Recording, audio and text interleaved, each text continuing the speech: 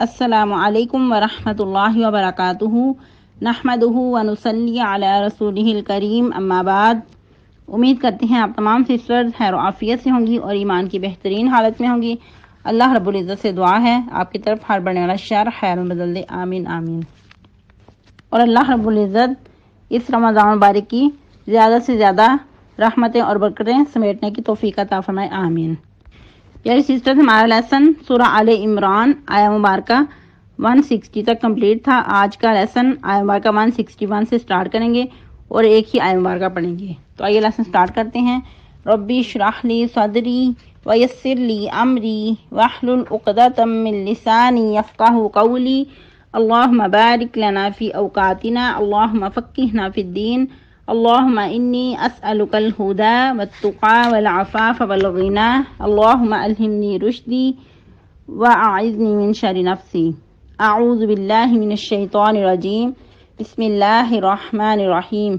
وما کان لنبی ان یغل ومن یغل یأت بما غل یوم القیامہ ثم توفی کل نفس ما کسبت وہم لا یظلمون۔ تفسیر۔ جیسا کہ ہمارا ٹاپک غزوہ احد سے ریلیٹ چل رہا ہے، آج کی آیہ مبارکہ بھی بہت ہی زیادہ اہم ہے۔ اگرچہ یہ اس وقت کے حالات کے تحت نازل ہوئی، اس کا کوئی شان نزول تھا، لیکن اگر اس آیہ مبارکہ کو ہم آج کی زندگی سے ریلیٹ کریں تو یہ بہت ہی ہمارے لیے بھی اہم ہے۔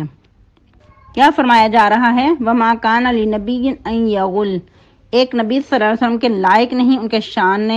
نہیں کہ وہ خیانت کریں۔ یہ جو یغل ہے، یہ ورڈ، اس کا روٹ ورڈ غین لام ہے، خیانت کرنا، یہ وسیع معنی رکھتا ہے۔ اور یہ غل کا ورڈ انسانی جو عادات بد ہیں ان پہ بولا جاتا ہے، جیسا کہ کدورت، بغض و عناد، اور چوری پہ بھی بولا جاتا ہے، خیانت پہ بھی بولا جاتا ہے، اور ایسی چوری کہ جو سب کی مشترکہ ہو، جس طرح کہ مال غنیمت میں سے کچھ چرا لینا، تو مال غنیمت میں سب کا حصہ ہوا کرتا ہے، تو اگر اس کی چوری کی جائے تو یہ زیادہ بڑا جرم ہے بنسبت کسی ایک کی چوری کرنے کے۔ اور اس آیہ مبارکہ کے مختلف شان نزول بتائے جاتے ہیں، جس طرح کہ سیدنا عبداللہ بن عباس فرماتے ہیں کہ یہ غزوہ بدر میں جب ایک سرخ چادر گم ہو گئی مال غنیمت میں سے، تو اس وقت کچھ لوگوں نے کہا کہ شاید نبی صلی اللہ علیہ وسلم نے وہ خود لے لی ہے، تو اس پہ یہ آیہ مبارکہ نازل ہوئی کہ نبی کے شان نہیں ہے کہ وہ خیانت کریں۔ ظاہری بات ہے جو مال غنیمت تھا اس وقت وہ سب کا مشترکہ تھا، ابھی وہ بانٹا جانا تھا۔ اگر نبی صلی اللہ علیہ وسلم بانٹنے سے پہلے وہ چادر اس میں سے رکھ لیتے تو یہ گویا سب کی مشترکہ یعنی کہ چوری تھی، تو نبی کے شان کے لائق نہیں کہ یہ جو سید المرسلین ہوں وہ ایسا کام کریں۔ اور کچھ کی رائے ہے کہ یہ اس وقت آیہ مبارکہ نازل ہوئی جب جنگ احد میں درہ چھوڑ کر فتح ہوتے دیکھ کر مال غنیمت کی طرف کچھ صحابہ کرام لپکے تھے۔ کہا جاتا ہے کہ ان کو یہ خیال گزرا کہ پتہ نہیں ہمیں نبی صلی اللہ علیہ وسلم اس میں حصہ دیں یا کہ ہم یعنی کہ اس سے محروم کر دیے جائیں، تو یہ سوچ کر وہ ادھر درہ چھوڑ کر مال غنیمت کی طرف لپکے، تو اس وقت یہ آیہ مبارکہ نازل ہوئی کہ نبی کے شان کے لائق نہیں کہ وہ کسی کو اس طرح محروم کریں، وہ خیانت کریں کسی تقسیم میں۔ اور اس کے شان نزول میں ایک یہ بھی رائے پیش کی جاتی ہے کہ سیدنا ابو سعید خدری رضی اللہ تعالیٰ عنہ فرماتے ہیں کہ سیدنا علی رضی اللہ تعالیٰ عنہ کچھ یعنی کہ چمڑے میں سونا لائے یمن سے، جو کہ ابھی اس کی چھانٹ پھٹک نہیں کی گئی تھی، یعنی کہ وہ سونا کہ جو ابھی مٹی میں ہی ملا ہوا تھا، تو اس کو نبی صلی اللہ علیہ وسلم نے کچھ لوگوں کے درمیان تقسیم کر دیا۔ تو اس وقت کچھ لوگوں نے کہا کہ اس مال کے تو ہم زیادہ حقدار تھے، ہمیں کیوں نہیں دیا گیا؟ تو اس وقت اللہ رب العزت نے یہ آیہ مبارکہ نازل کی، اور نبی صلی اللہ علیہ وسلم نے اس وقت فرمایا کہ میں اللہ کی طرف سے امانت دار ہوں، یعنی کہ میں اللہ کی طرف سے مبعوث فرمایا گیا ہوں اور میرے پاس صبح شام کی خبریں آتی ہیں۔ اور یہ بھی کہا جاتا ہے کہ اس وقت ایک شخص تھا جس کی آنکھیں دسی ہوئی تھی، رخسار کی ہڈیاں ابری ہوئی تھی، پیشانی باہر کو نکلی ہوئی تھی، اور داڑھی گنی اور سر منڈایا ہوا تھا،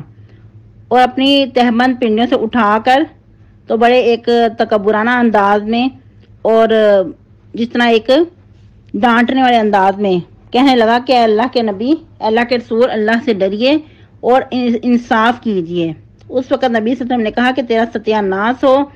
کہ اگر میں اللہ کا رسول ہوتے ہوئے انصاف نہیں کروں گا، عدل نہیں کروں گا، تو پھر کون عدل کرے گا؟ اور یہ واقعہ بعد کا معلوم ہوتا ہے، کیونکہ اس میں یہ بھی ذکر ہے کہ سیدنا خالد بن ولید اس وقت اٹھے اور کہنے لگے کہ اللہ کے رسول صلی اللہ علیہ وسلم مجھے اجازت دیجیے کہ میں اس کی گردن اڑا دوں، تو لیکن نبی صلی اللہ علیہ وسلم نے اس بات کی اجازت نہیں دی۔ اگر ہم اس کو غزوہ احد کے موقع پہ ہی کہیں کہ یہ واقعہ جو ہے، تو اس وقت تو سیدنا خالد بن ولید ابھی مسلمان نہیں ہوئے تھے، لیکن اس واقعہ میں جو بتایا جا رہا ہے وہ یہ بھی ہے کہ خالد بن ولید نے کہا کہ میں اس کی گردن اڑا دوں۔ اور یہ بھی ہو سکتا ہے کہ جیسا کہ آپ کو پہلے بھی بتایا گیا کہ بعض اوقات ایک ہی آیت مبارکہ کے کئی شان نزول ہو سکتے ہیں، کہ کئی واقعات ایک ہی آیت مبارکہ سے ریلیٹ کرتے ہو سکتے ہیں۔ اور اس میں سیدنا ابو سعید خدری رضی اللہ تعالیٰ عنہ یہ بھی فرماتے ہیں کہ جب وہ شخص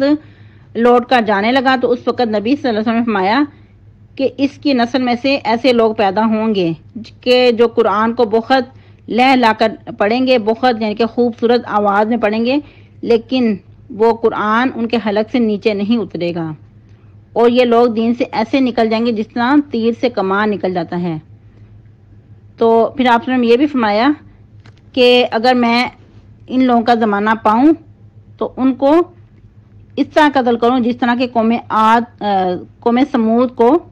قتل کیا گیا تھا، جس طرح ان کو تباہ و برباد کیا گیا تھا، ایسا میں سلوک ان کے ساتھ کروں۔ اور کہا جاتا ہے کہ یہ لوگ خارجی تھے، یہ جو ابھی پہلے بتائی گئی کہ وہ شخص ایسا تھا کہ اس کی آنکھیں دسی ہوئی تھی، رخسار کی ہڈیاں ابری ہوئی تھی، پہچانی باہر کو نکلی ہوئی تھی، تو یہ جو سارا خلیہ ہے یہ خارجیوں کا بتایا جاتا ہے۔ اور جو خارجی ہیں جو نبی صلی اللہ علیہ وسلم نے پیشین گوئی کی تھی، ایسے لوگ پھر سیدنا علی رضی اللہ تعالیٰ عنہ کے دور خلافت میں رونما ہوئے تھے۔ خیر آگے چلتے ہیں۔ اللہ رب العزت اس طرح کے لوگوں سے ہمیں بچا کر رکھے۔ تو مزید دیکھ لیتے ہیں، جس طرح کہ ہم نے پہلے بھی بات کی کہ جو غل کا ورڈ ہے یہ ایک وسیع معنی رکھتا ہے۔ اس کے اندر پھر ہم نے یہ بھی بات کی کہ ایسے ورڈ پہ بولا جاتا ہے غل کا ورڈ کہ جو مشترکہ کسی کی چوری کی جائے۔ تو اس میں ایک اور واقعہ ملتا ہے۔ سیدنا ابو ہریرہ رضی اللہ تعالیٰ عنہ فرماتے ہیں کہ ہمیں جنگ خیبر میں سے کچھ مال غنیمت حاصل ہوا۔ اس میں زیادہ مال و اسباب تو نہیں تھا، کیونکہ سونا چاندی وغیرہ نہیں تھا، بس کچھ اونٹ بکریاں کپڑے وغیرہ تھے۔ اور ایک شخص جو رفاع بن زید جو کہ رسول اللہ صلی اللہ علیہ وسلم نے کہ نبی صلی اللہ علیہ وسلم کو ایک اس نے غلام دیا جس کا نام مدعم تھا، اور کچھ روایات میں اس کا نام کچھ اور بھی بتایا جاتا ہے، وہ نام آپ نے بتانا ہے کہ کیا نام ہے۔ تو اس کے بعد پھر کیا ہوا کہ مزید واقعہ کچھ یعنی کہ طویل ہے، مختصر آپ کو بتایا جا رہا ہے ان کے مفہوم، کہ اس شخص کو ایک تیر آ لگا، یعنی کہ آپ کا جو ایک غلام تھا اس کو ایک تیر آ لگا، وہ تیر لگنے سے اس کی موت واقع ہو گئی۔ تو لوگ اس پہ بہت خوش ہوئے، یعنی کہ اس کی شہادت پہ لوگوں نے مبارکباد دی کہ اس کی موت تو بہت اچھی واقعہ ہوئی ہے، لیکن نبی صلی اللہ علیہ وسلم نے جو معاملہ فرمایا وہ اس کے برعکس تھا۔ نبی صلی اللہ علیہ وسلم نے فرمایا کہ اس ذات کی قسم جس کے قبضہ قدرت میں میری جان ہے، میں نے دیکھا کہ اس کے گرد ایک چادر ہے جو آگ کی بن کر لپٹ رہی ہے، کیونکہ اس نے مال غنیمت میں سے ایک چادر چرائی تھی، تو وہ آگ کی بن کر اس کے گرد لپٹ رہی ہے۔ تو اس وقت جب آپ وسلم کی یہ بات سنی تو کچھ لوگ یعنی کہ مال غنیمت میں سے کچھ جو چیزیں ان کے پاس تھی وہ پھر لے کر آئے، بہت ڈر گئے کہ اتنا سخت اس کا گناہ ہے، اتنی سخت وعید ہے۔ اور کہا جاتا ہے کہ ایک شخص ایک تسمہ یا دو تسمے لے آیا اور اس نے آپ وسلم کو لا کر دیے، تو آپ وسلم نے فرمایا کہ اگر تم یہ مال میں جمع نہ کرواتے تو یہی تسمے آگ کے بن کر تمہیں جلانے کو کافی ہو جاتے۔ تو کیا پتہ چلتا ہے کہ چوری چوری ہی ہے، لیکن اگر کسی بڑے پیمانے پہ کی جائے تو اس کا وبال بھی زیادہ ہے، اس کا گناہ بھی زیادہ ہے۔ اس پہ ہم سب کو اپنا جائزہ لینا ہوگا کہ جس طرح اب ایک گارمی سے چوری کی جائے تو وہ چھوٹے پیمانے پہ ہے، بنسبت کہ کسی ادارے میں کہ وہ چیز چرائی جائے، چاہے چھوٹی سی بھی چیز چرائی جائے تو اس کا گناہ، اس کا وبال زیادہ بڑا ہے۔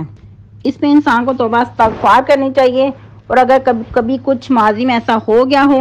تو اس کا ازالہ دنیا پہ ہی کر لینا چاہیے۔ جس طرح کہ آپ لوگوں نے پہلے کچھ لوگوں نے جو احادیث الحمدللہ پڑھ رہے ہیں ان کو یاد ہو کہ جو توبہ کی شرائط میں سے 4 شرائط تھیں جو انسانوں کے ساتھ تعلق رکھتی تھیں۔ ان میں سے ایک یہ تھا کہ اگر کسی کو کوئی چیز چرائی ہے تو وہ اس کو لوٹانی ہوگی، پھر وہ توبہ کی شرائط پوری ہوں گی۔ یعنی انسان کی اگر کوئی حق تلفی کی ہے تو اس کا ازالہ تب ہوگا جب وہ اس کو لٹا دی جائے۔ تو اس پہ نبی صلی اللہ علیہ وسلم نے بھی ارشاد فرمایا مفہوم حدیث کہ اس دن سے پہلے جب نہ درہم ہوں گے نہ دینار ہوں گے، تو لیکن اگر کسی کے حقوق ہوں گے تو وہ بھی ادا کرنے پڑیں گے۔ اس سے پہلے دنیا پہ ہی ان کو لٹا دینا چاہیے، اس کا حساب کتاب کلیئر کر لینا چاہیے۔ تو اللہ رب العزت کیا فرما رہے ہیں کہ کسی نبی کے شان نہیں کہ وہ خیانت کرے۔ جو خیانت کرے گا، کوئی بھی جو شخص ہو خیانت کرنے والا، تو وہ اس کے ساتھ آئے گا جو کچھ اس نے خیانت کی ہوگی قیامت کے دن، کہ وہ اپنے اوپر اس کو لاد کر لائے گا قیامت کے دن۔ پھر پورا دیا جائے گا ہر نفس کو جو کچھ اس نے کمایا، اور ان پر کچھ بھی ظلم نہیں کیا جائے گا۔ آج کے لیے اتنا ہی کافی ہے۔ مزید انشاءاللہ اسی آیہ مبارکہ سے اپنا لیسن کنٹینیو کریں گے اور مزید دیکھیں گے کہ جس نے جو چیز چرائی ہوگی تو وہ اس کو قیامت کے دن لائے گا، پھر اس کے ساتھ کیا سلوک کیا جائے گا۔ اللہ رب العزت ہم سب کو ایسی حوادثوں سے بچا کر رکھے، آمین آمین۔ سبحانک اللہم ربنا و بحمدک، نشہد ان لا الہ الا انت، نستغفرک و نتوب الیک۔ کل فرائیڈے ہے، فرائیڈے کی سنتوں کا خیال رکھیے گا، اور کل آپ لوگوں کو چھٹی بھی ہے۔ والسلام علیکم ورحمۃ اللہ وبرکاتہ۔